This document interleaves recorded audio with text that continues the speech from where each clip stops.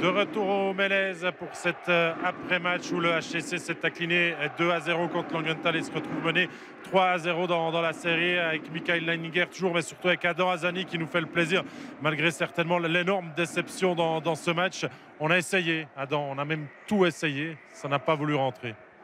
Ouais, je crois que ce soir, pas mal de frustration. On a eu les occasions et les powerplays pour revenir. Malheureusement, on ne l'a pas fait. Donc je pense que ouais, on peut s'en prendre un peu qu'à nous ce soir. On aurait dû réagir, on aurait dû être plus performant là-dessus. Donc voilà, je pense que c'est comme ça, c'est le hockey. Mais enfin, on n'a pas réussi à les mettre au fond. La série n'est pas finie. Donc tant que c'est pas 4-0, on sera là, on va continuer de travailler. Puis on va tout faire pour gagner le prochain. C'est ce premier but tombé très tôt dans la rencontre qui vous fait mal? Ah, c'est clair que ça ne nous a pas aidé. Mais après, c'est pas le départ qu'on voulait. Mais je pense pas que ce soit une excuse. On a vraiment eu les occasions, comme je l'ai dit avant, pour revenir. Et on l'a pas fait. Donc voilà, à ce moment-là où l'adversaire te donne les chances de revenir et tu les saisis pas, tu peux un peu t'en prendre qu'à toi. Et ce soir, c'est le cas. Il va falloir trouver des moyens pour battre Vutriche. Ça commence à faire de longues minutes qu'il n'est pas allé rechercher le puck au fond de son but. Ouais, je pense qu'en ce moment, il joue en confiance. Il fait les arrêts quand il faut.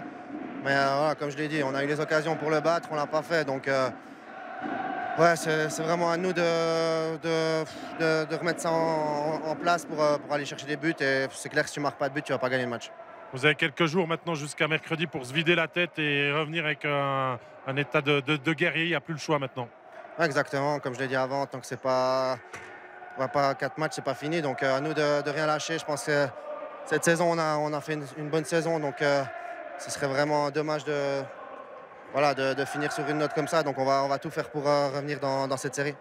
Merci Adam, on va vous libérer. Hein. Merci d'avoir pris le temps d'être venu dans notre studio. On va retrouver Michael Neininger.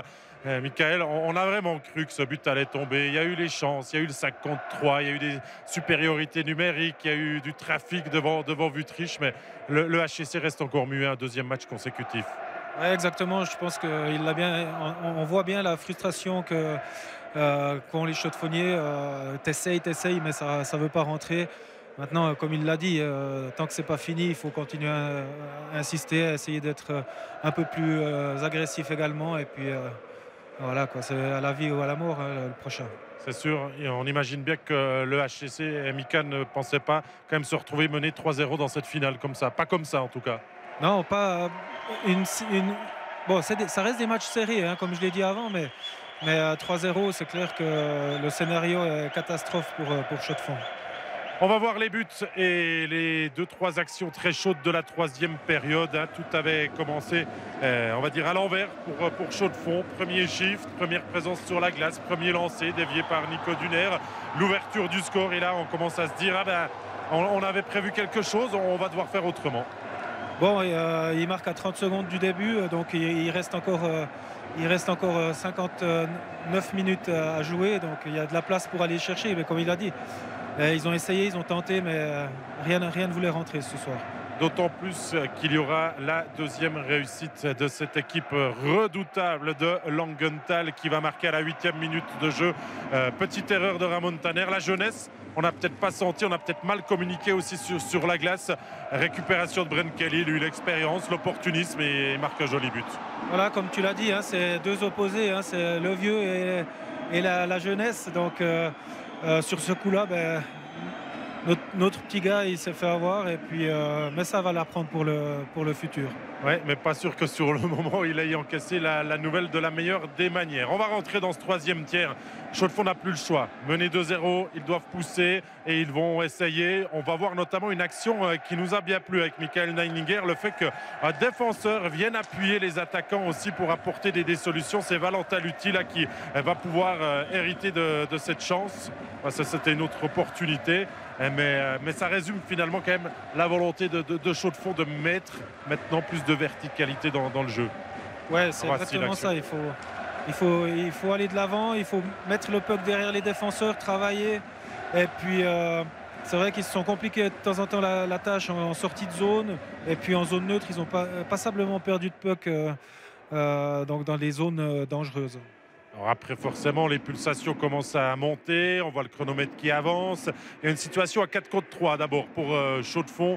Pas mal de pénalités dans cette troisième période. Ça fait de l'espace sur la glace. Kaufmann au centre. Et là, Miéville fait quoi? Il manque un peu son affaire. Il est perturbé par le défenseur devant lui. Ouais, alors il est perturbé, il l'est. Maintenant, ça tient à 2 centimètres, hein, je veux dire. Là, il a deux chances de shooter le puck direct. Ça veut pas. C'est pas Alain qui voulait ne pas marquer, quoi. Non, ça, on est sûr, Ça, on est sûr et c'est certain, quoi. Encore une opportunité, 56e minute de jeu. Et là, on est entouré en rouge sur notre feuille parce que c'est le 5 contre 3 pendant 1 minute 20 pour le HCC. On se dit, si but il y a suspense jusqu'à la fin de la rencontre. Et là, le HCC, une nouvelle fois, va essayer. Hein, c'est pas le genre de la maison de baisser les bras. Mais se heurte à Vutriche qui se démultiplie. Il dégoûte toute une équipe, là, gentiment.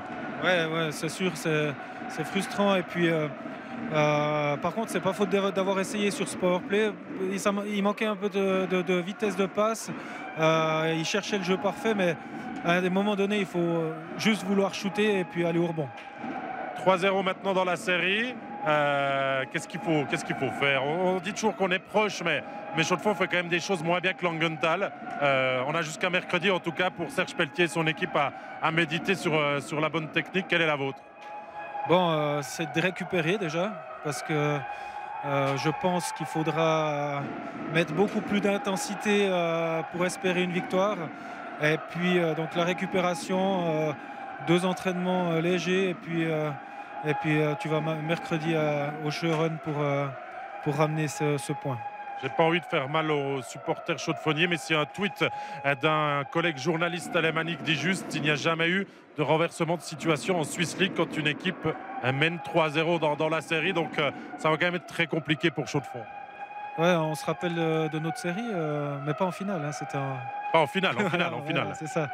Voilà. Donc non, mais tout doit dans le vestiaire chaudefonnier, pardon, tout doit être tous doivent être convaincus de pouvoir renverser la série.